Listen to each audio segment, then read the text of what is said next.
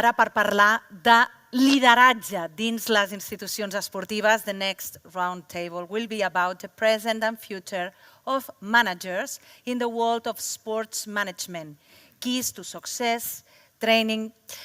Reprenem, com dèiem, aquesta edició amb 3 dones que lideren, que són protagonistes de càrrecs d'alta responsabilitat dins grans institucions. Presentem a les següents protagonistes de la tercera taula de debat. Començant per Lise Klaveness. És la presidenta de la Federació Noruega de Futbol. Dagmawit Girmay Behrane, membre del Comitè Olímpic Internacional. I Dolors, que és presidenta de la Federació Catalana de Sex, Dolors, que treballa per la promoció i normalització de l'esport per a totes les persones amb discapacitat. Taula moderada per Maria Garrido. Per tant, les 3 protagonistes ja poden pujar a l'escenari. Endavant.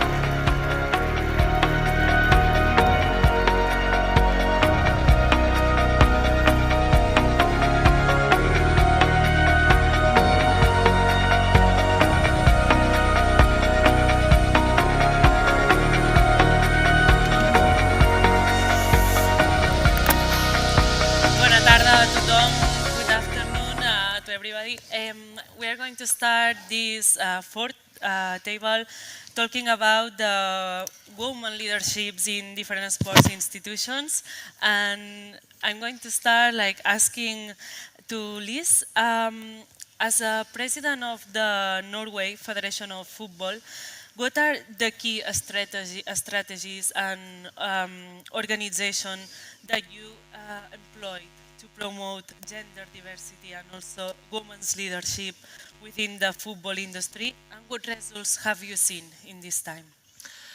Well, you know, I come from a sport which is the biggest in the world for girls and women, but which is very often still perceived as a men's sport. People will ask how it is to work in a men's world for me, but it's the biggest sport in the world for girls and for women.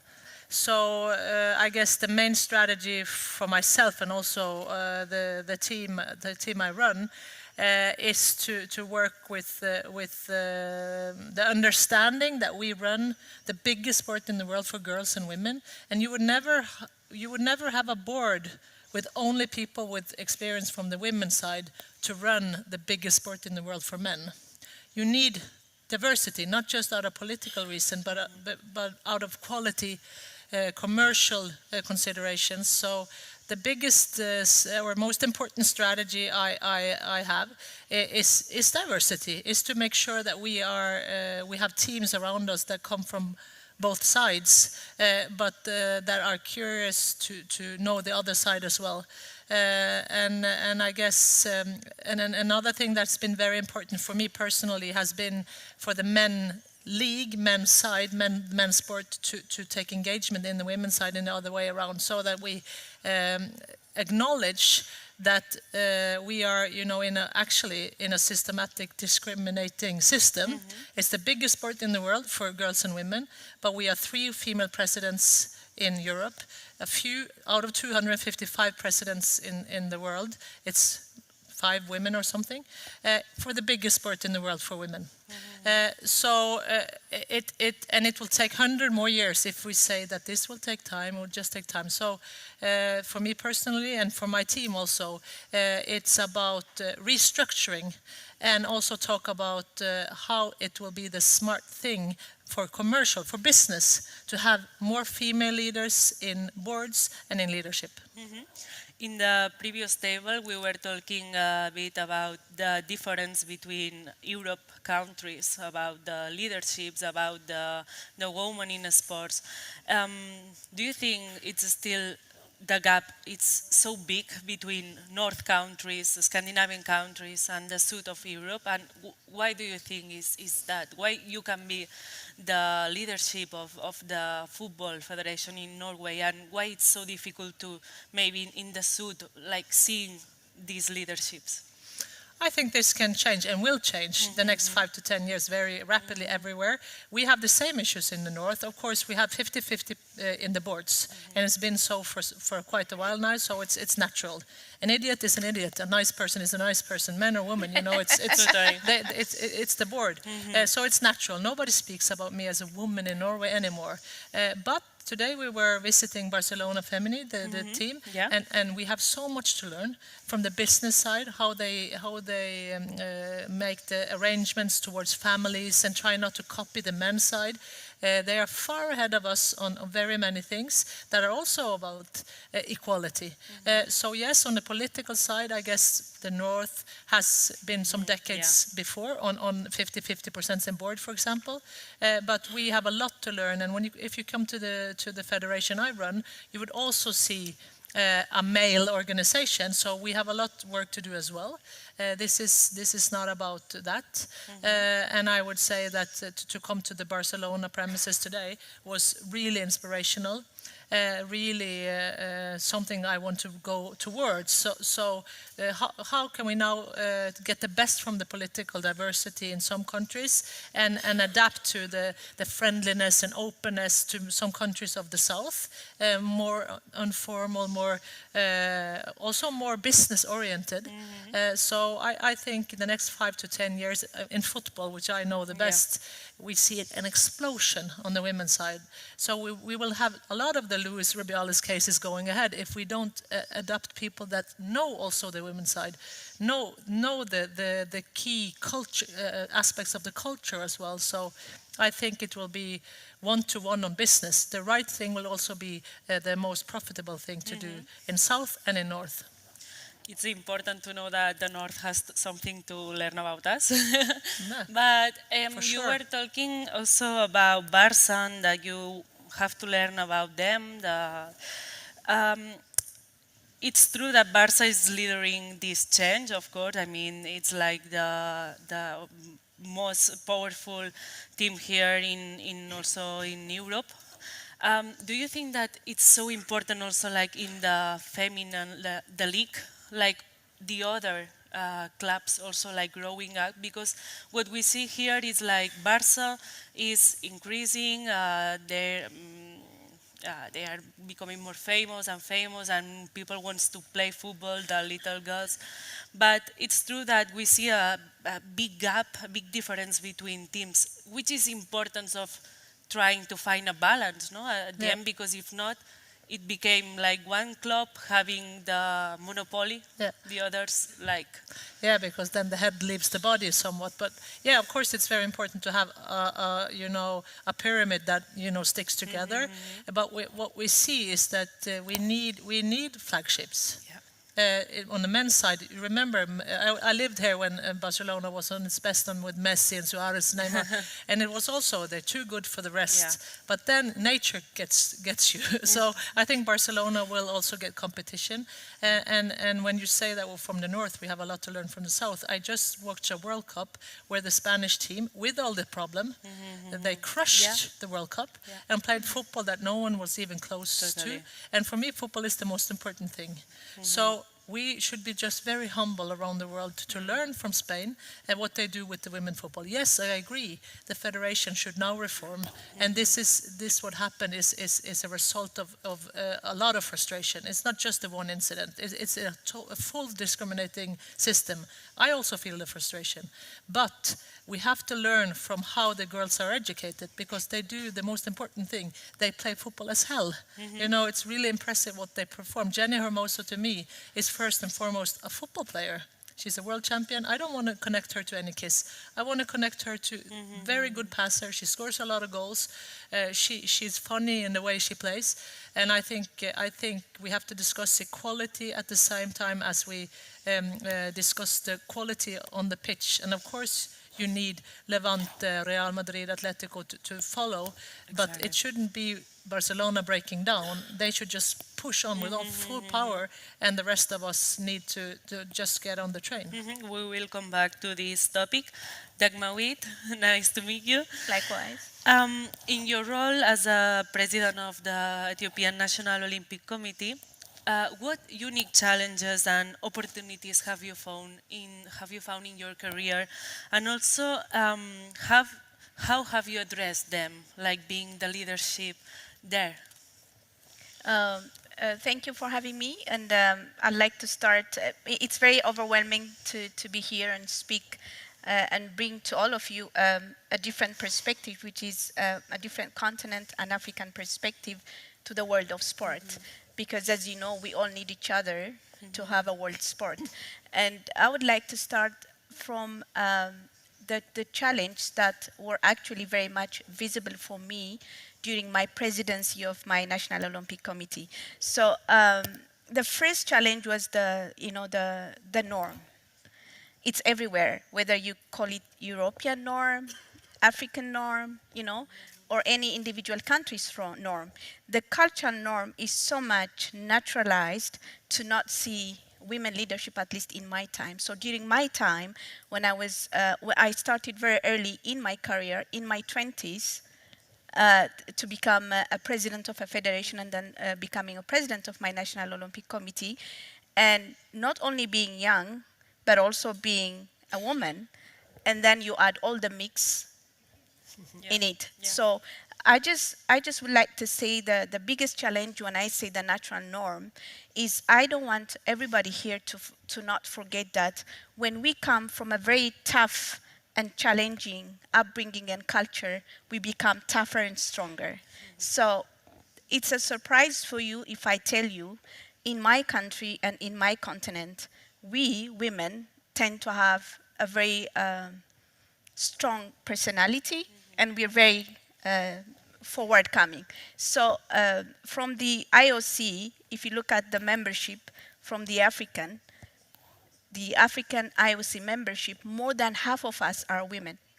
So I'm just saying, but if you look at the Europe, I'm not making any comparison, but I'm just bringing a different view for you guys to consider, that when you have a tougher and more challenging and complex situations, that makes you even stronger. So I believe in terms of the leadership quality of being there when leading an NOC, it's also the same as the other sectors, but the norm is also, the norm was the biggest challenge that I was able to witness. And the other was the limitation of resources. You need a lot of resource to lead. And when you tend to be a woman and not very influential when it comes to the world of men, when it comes to the world of men in the other setups, the resources were coming from the government, and you usually tend to fight to get the most, and it doesn't make it easy. So because network plays into the mix, and also the having the resources also becomes important, because your success is defined not only by the team that you are surrounded with, but also by the resources that you have at your discretion, because that's the only way you can make the team work. So it's a combination of many things, but I must say the cultural norm, the resources, the limitation of the resources and the network was the biggest challenge. But I'm proud to say, when I opened up the views by becoming the first National Federation president and the first woman, female president in my country, then followed a lot, and we were able to make almost, as high as the numbers within each federations, and then it became so much normal that, it's not really a surprise. But I cannot also deny that it's sometimes also overshadowed, that it's not really paid attention to. Yeah. So that was the biggest challenge. The opportunity, I'll be very quick. The opportunity was the role models. As you know, Ethiopian sports is very strong in the athletics. Maybe I'll come later, but we have such strong role models to look up to, that it was, it's such a blessing that you can always go behind doors and speak about your issues. So that was very, I was very fortunate to see the young women representing their countries and being there and encouraging them to, to do their best. And you always have your unique exchange of conversations that would probably bring you up to the, but also naturally speaking, the policy and the supportive environment as a framework that we had, that was also a very conducive environment. So those were the challenge and the opportunities, and those were the systems that we were able also to overcome to achieve. And how do you think that women's leadership in sports can help also like to break down the gender stereotypes in the society? Like it's that strong, the sport? The sad news is there is no one fit formula. There is no specific answer. It's so unique on different occasions that it's different. For me, what worked was for me to be as strong-headed person as I was. I was not afraid to speak out my mind, to say what I believed in, and also to call out the things that I believed needed a change. So I think in leadership, you have to speak out. The other thing was also, we are in this together. It's not women versus men, or it's not one versus the other.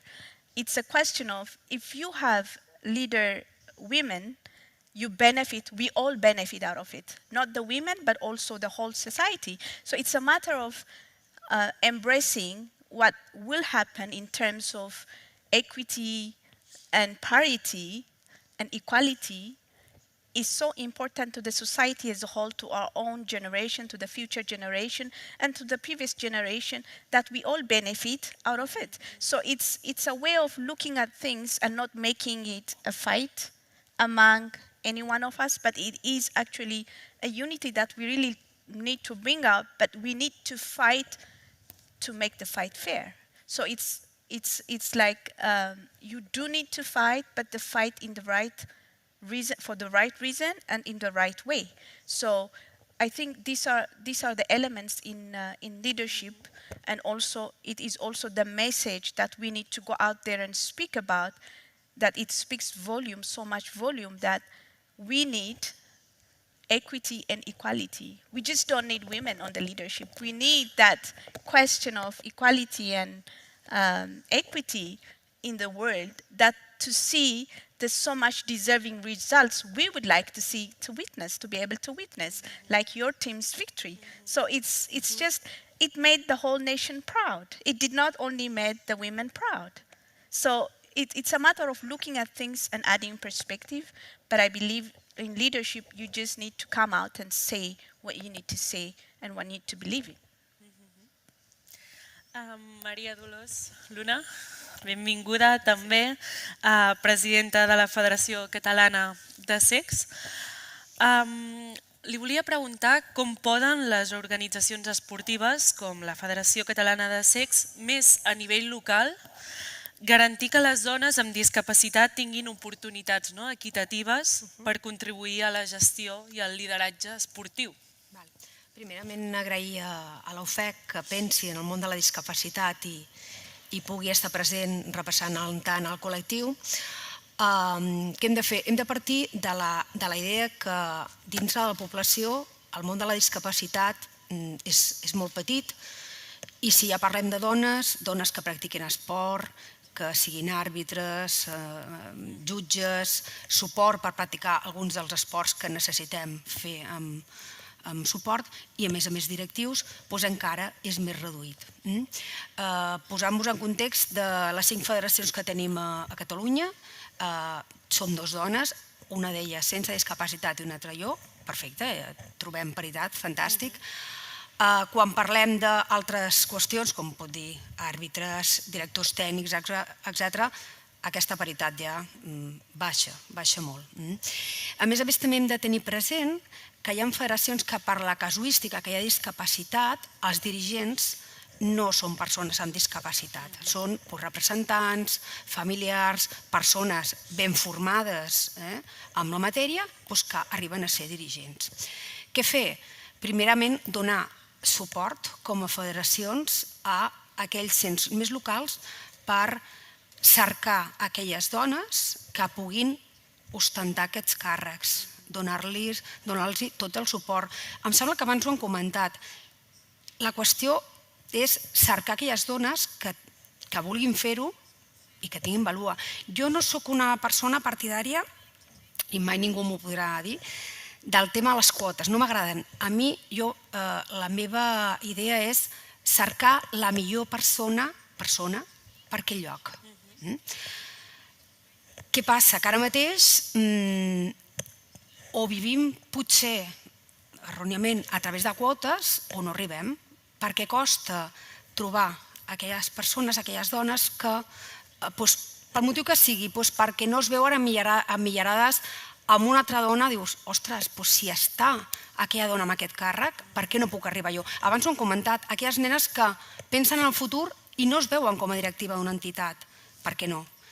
Això ho hem d'anar canviant. Hem d'anar canviant amb aquestes esportistes que ara mateix estan practicant esport i ho hem de treballar de les bases.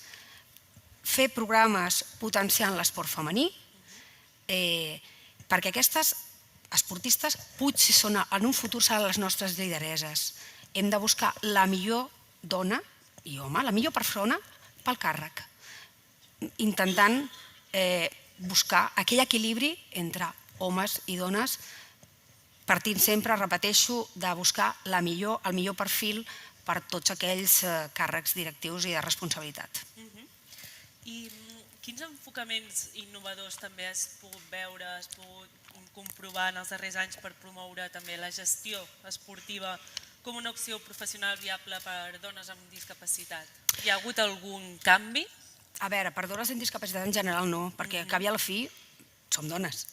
Vull dir, i formem part d'aquesta societat. Una característica més que tenim, en aquest cas és que, en el meu cas, perquè soc una persona amb una baixa visió, però tenim dones amb discapacitat física, auditiva, etc. Vull dir que hem de partir d'això. La qüestió és, tot el que s'impliqui serà treballant en base a la dona. Qüestions, s'estan implantant polítiques en foment d'empoderar la dona, d'acord? Que puguem arribar a aquests càrrecs. Congressos com aquests és una bona finestra per parlar de dona i esport, és la millor finestra. Els premis que tindrem després, també, la Maribel abans ha parlat del IWISC, diferents accions que realment puguin fomentar. Una qüestió que sí que és cert que em preocupa, potser ara em fico en un tema que no pertocaria, s'ha creat la nova llei de l'esport. Això que implicarà que l'esport amb discapacitat es podrà incloure a totes les federacions. Si aquestes federacions, fantàstic, treballaran i treballen segur l'esport femení, han d'incloure l'esport femení per persones amb discapacitat i per dones amb discapacitat, dispenseu-me. Aquesta és la idea. Treballar de manera global l'esport femení amb i sense discapacitat, sense distincions. Interessant veure també la vessant local que explicava Maria Dolors Luna. Lise, can you discuss which significance of mentorship and networking, if it's important to nurturing the women's careers in sports management, and how can these support systems be further developed in the future and expanded maybe in international scale, not only Norway, Europe, but maybe in more international way? No, it's a good question. I don't know if I'm the right person to answer it, because I was in Norway the first TV pundit to comment men's football in early 2000. Then I played national team for very many years myself. I slept with my ball in my bed in 5 years. I had it to the funeral to my grandfather. I was obsessed with the sport. And in my confirmation, in Norway, when you become adult, you have a confirmation in church, and I brought my ball there, and people thought I was crazy. So that's where I come from, and then I became the first technical director in Norway, female technical director for the men's national teams and the women's. And now I'm the first female president. But for me, my male colleagues are my friends. Of course, they are my team. It's been mostly men, but then also women. So I've never actually been working so much with female networking, but I've been paying very much attention to who should climb up the ladder in my team, around me, because I agree to have quotas won't solve the problem, but I'm a part of a system where the women's football is the biggest sport. It's been that for years. It's old now. And we have zero. I was the first woman to run for election in the UEFA board. And the UEFA board is the board of the football in Europe, the biggest sport for girls in Europe. And earlier, no one has run for election, not a single person. A lot of the men there are under investigation for corruption or other things. So it's not so that they necessarily are the best candidates, but they are there. So in my world, in the world I come from, you actually have to break some walls, but then you become a bit unpopular. So it's a balance, because nobody likes a bitch. You know, so of course you have to find a balance. So for me, it has not been about female networking, but trying to find the strong-headed women, because also men, of course, but to find the strong-headed women and lift them up if I'm in position to that, because people have done that to me before. But always pay attention to the sport in center, not make. So I try to go into committees that are both for men and women's football, but always talk a bit about the diversity, the female side of it. So that has been my methods. I go to the networks, I appreciate them, but my method has been to single out maybe some strong-headed colleagues, allies, and try to change it, because it's like you say, it's not good for business, it's not good for our daughters, but it's not good for our sons either. I have 3 boys, and they are like, can men play football? I say yes. Actually, maybe. I don't want to tell you yet. But I think it's very important for the future we go into now, that we don't have another 100 years of patriarchy that are actually not very healthy. And it makes, I don't think it's good for the men either in the system. So for me, the mentorship, yes, but I think much more so that we actually, when you need a change, it's different than to make something stronger. That is good, but you just make it a bit stronger. But here it's going, no, it's not good. You have to, it's a change you need. And nobody likes change makers. Everyone says they like them, but they don't. So then we have to be more. So to me, it has been finding allies, strong-headed allies, men and women, and actually trying to analyze it from the sport out, not from the sport in. It made sense? Yeah. Yes, so that whenever you meet me, I will watch all the games. I would be competent with the sport, and then find allies. You were talking about this topic, and I want to have a question for both of you. Do you feel like there is a double standard sometimes in the expectation placed on women in leadership roles compared to men? Like double standard, like expecting something else that if you were a man? Did you have sometimes this feeling? It's just to answer this question, I would like to reflect on the quota, because it was referred to by both my colleagues here. So I come from a very different world. You will probably hear me say this for the next until we finish the panel, because I really want to get my message through. And there is no one fit formula that would work for any of us. It's so different. And I'll give you a very good example. Coming from Africa and sitting in forums in a World Congress and seeing not too many females, let's say,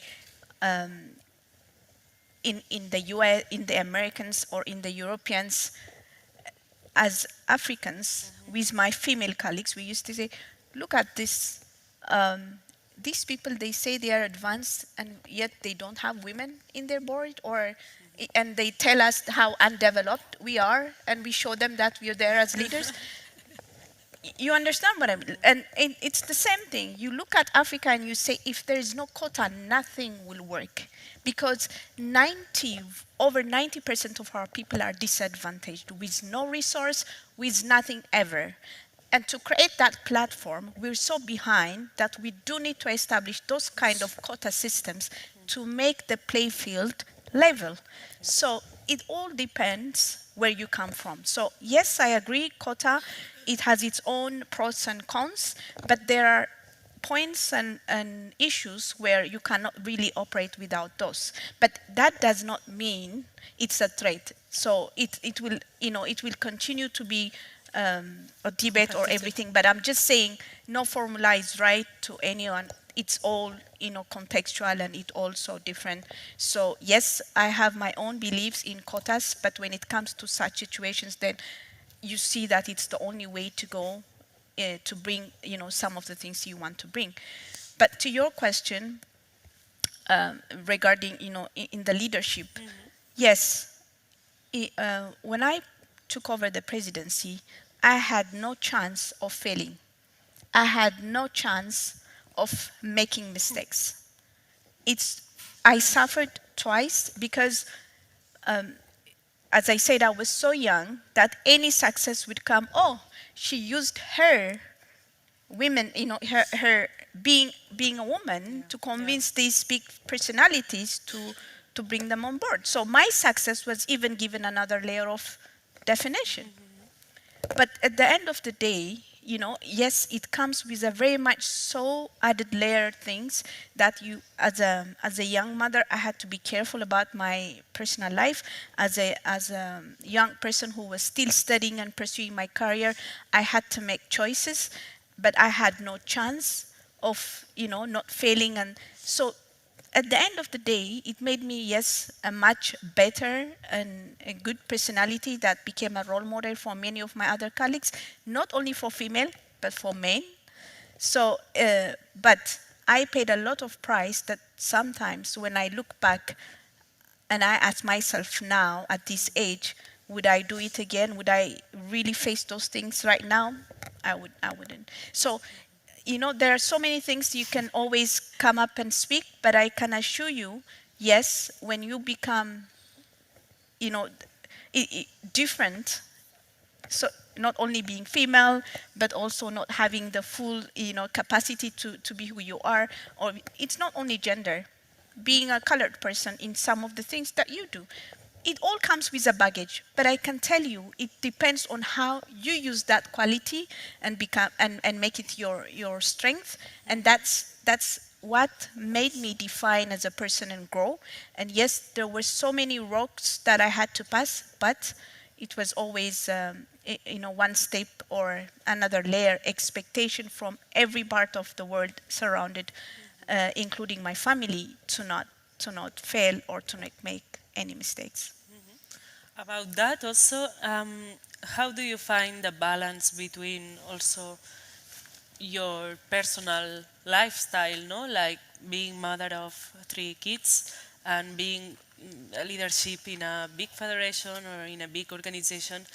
I mean, we were talking in the first table about that with really big athletes, and they were saying it's not easy at all, that sometimes they have to give up. And it's still like in our mind, like stuck in our mind that woman has to be at home, maybe taking, we are like advancing about that, but still it's difficult. I also want to make comment about the quota issues she mentioned, because I have to be very clear, in Norway we have 50% in the board, female and men, and it's been very natural because of quota, nothing else. Of course, we're not better, it's been a demand to have 40% of each gender, not women or men. And it was very controversial, and I don't think one recipe fits all, or else this is why you see all these men from Europe, because they don't have the quotas.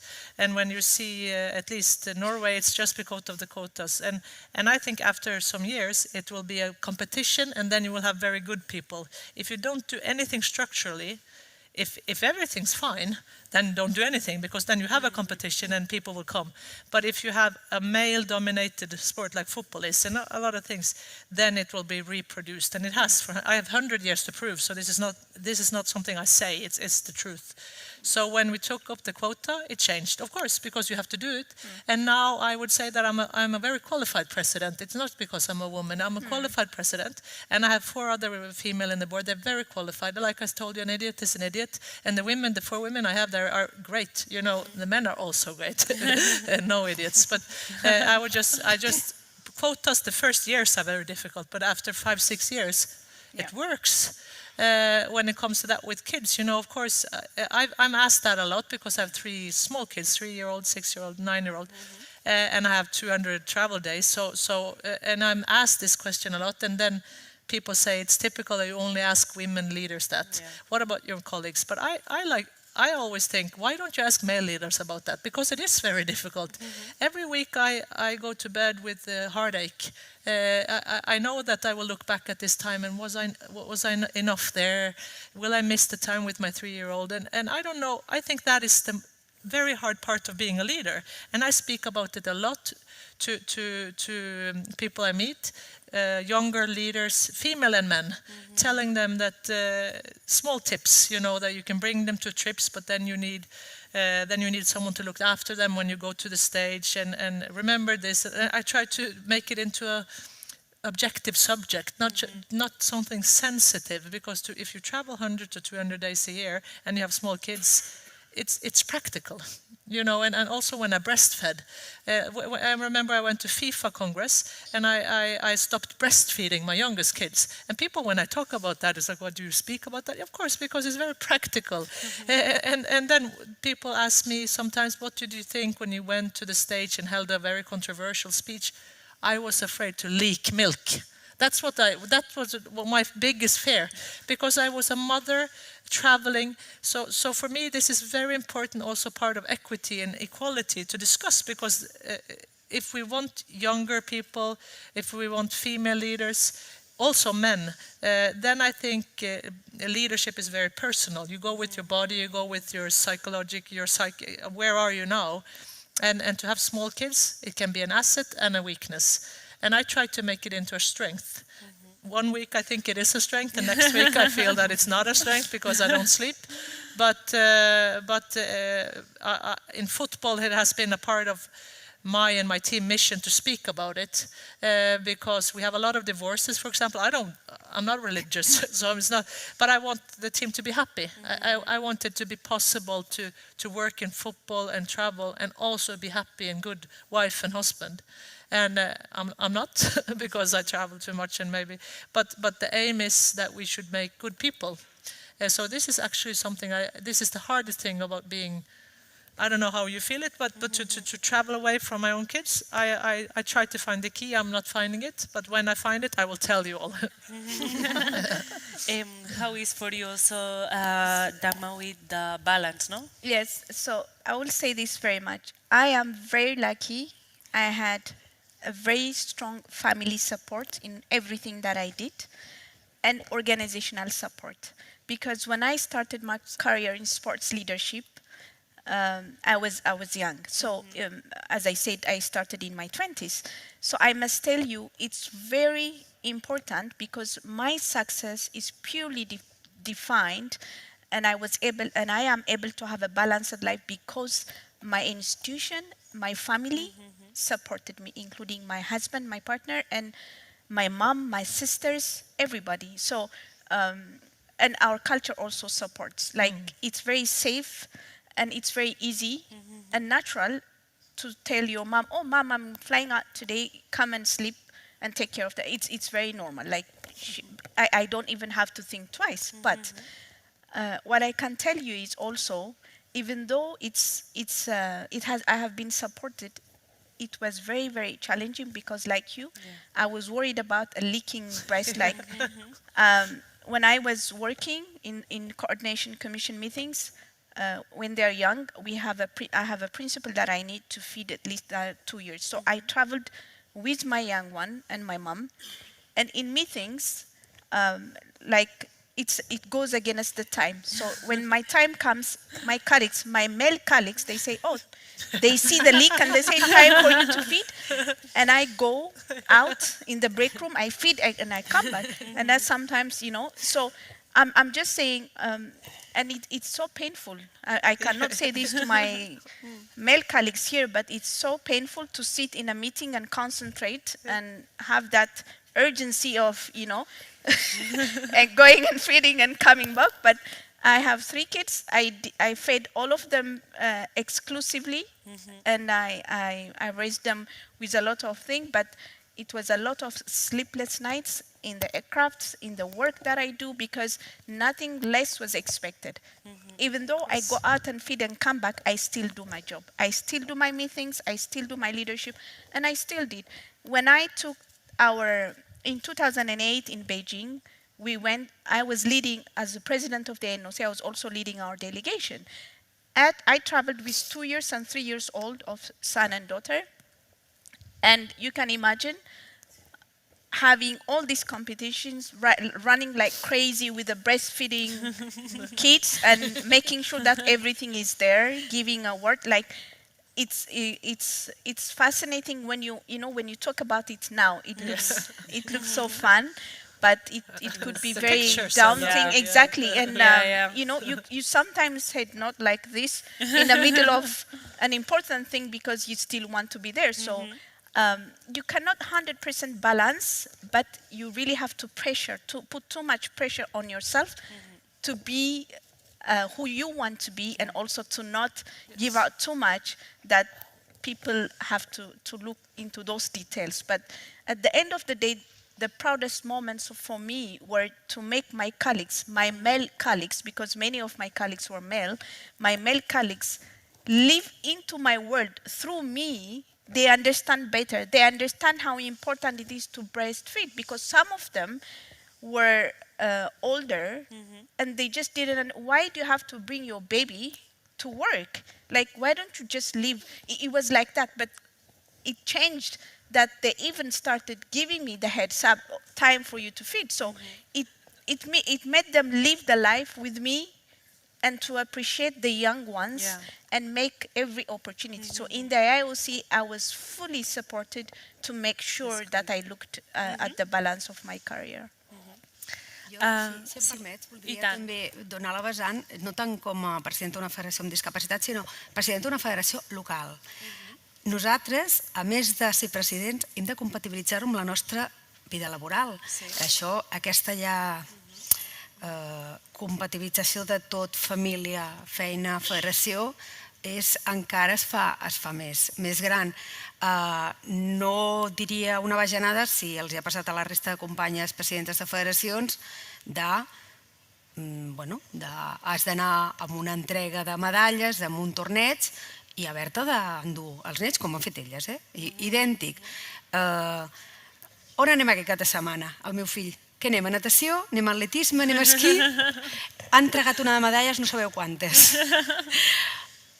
En el meu cas, a més, el que faig és, jo crec que és molt interessant, o no, però és una cosa que jo crec, que veu la discapacitat en plena normalitat. No només veu a la mama que no s'hi veu, sinó veu a la mama que se'n va a un campionat de Catalunya de natació i que hi ha nois que tenen problemes d'audició, problemes de mobilitat més o menys severs. Viu la discapacitat com una normalitat més de la vida, de la diversitat que tenim a la societat en general. Jo crec que és enriquidor, o no, però és una decisió que he pres jo, i a més gaudeixo, per la meva manca de temps, gaudeixo del meu fill, que segurament d'altra manera no podria fer-ho. I pensem-hi també amb aquells presidents de clubs i de federacions d'ens locals que hem de compatibilitzar la família, a més en la nostra tasca laboral, que tot això hem de fer un cambalatge ben gran. This conversation is so interesting, but we need to start finishing. Just a last question for the three of you, like you can answer in the order you want. What advice would you give to a young woman who wants to pursue the leadership roles in sports organizations? Vaya.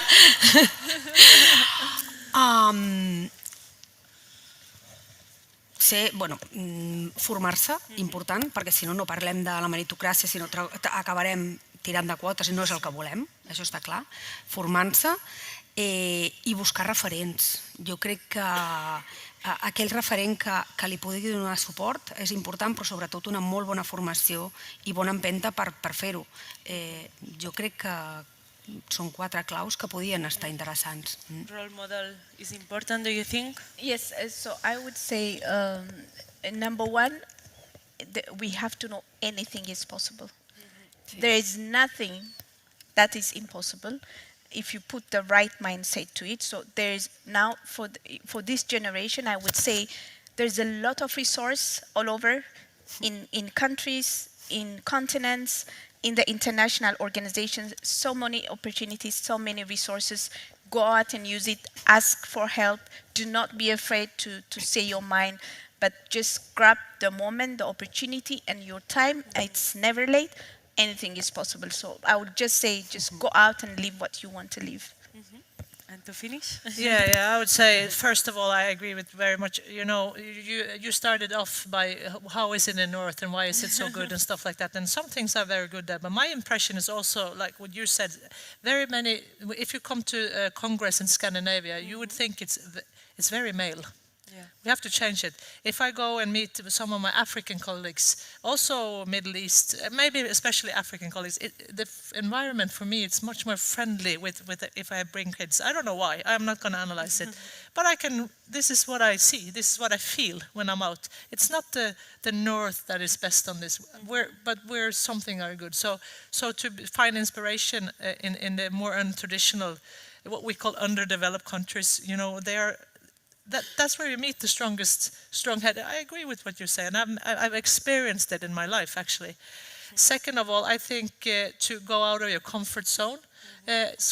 Another person said this to me before I became TV pundit, commentating men's game, the first woman in Norway. And back then you got text message. It was not social media. They texted you are ugly. You go back to the kitchen. It's like while you were working. And then I felt awful.